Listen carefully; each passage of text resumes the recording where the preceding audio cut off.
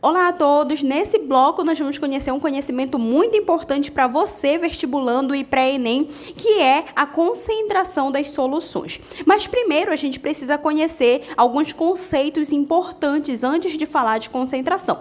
E uma delas é as soluções. Já falamos na aula anterior de dispersões, né? E na aula de hoje nós vamos falar de soluções. O que é uma solução? Então, primeiramente, solução são misturas homogêneas de duas ou mais substâncias, tá? Primeira coisa que você precisa conhecer, qual que é a diferença de mistura homogênea e mistura heterogênea? A mistura homogênea é aquela mistura que é uniforme. Todos os pontos daquele sistema, daquela mistura, vai possuir a mesma característica. Por exemplo, uma mistura de água com sal. Você percebe que nessa mistura, todos os pontos possuem a mesma característica. É uma solução líquida, incolor e límpida, certo? Então, a mistura homogênea é aquela que possui só uma fase. É aquela que os componentes da mistura vão se misturar por completo ao ponto de formar apenas uma fase, tá bom?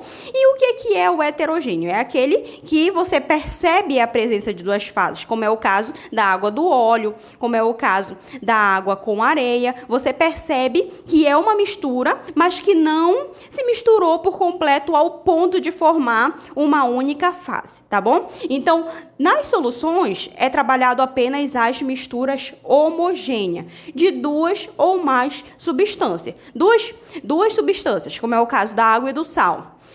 Se for o caso de ter mais substância, como é o caso da água, do sal e do açúcar, certo? Ela vai formar uma única fase, tá bom? Então, essas são as soluções. E nas soluções existem o soluto, que é o componente que está em menor quantidade, e existe o solvente, que é o componente que está em maior quantidade. Voltando lá no exemplo da água e do sal. Se você adicionar uma colherzinha de sal em 1 litro de água, qual que vai ser o soluto? Vai ser o sal, é aquele que está em menor quantidade. E qual que vai ser o solvente? Vai ser a água vai estar em maior quantidade, tá bom? Então, não esquece desses conceitos que vão ser conceitos muito utilizados nas próximas aulas, tá bom?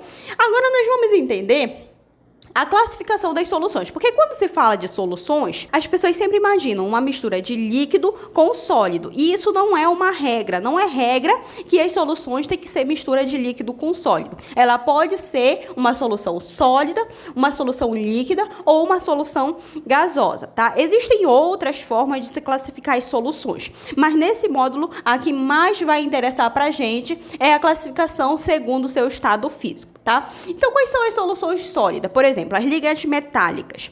Ligas metálicas, como é o caso do ouro. O ouro que a gente compra lá na joalheria e que está muito barato, geralmente é porque a quantidade de ouro na mistura está muito pequena. O ouro, às vezes, é uma mistura de ouro com cobre, às vezes é uma mistura de ouro com alumínio.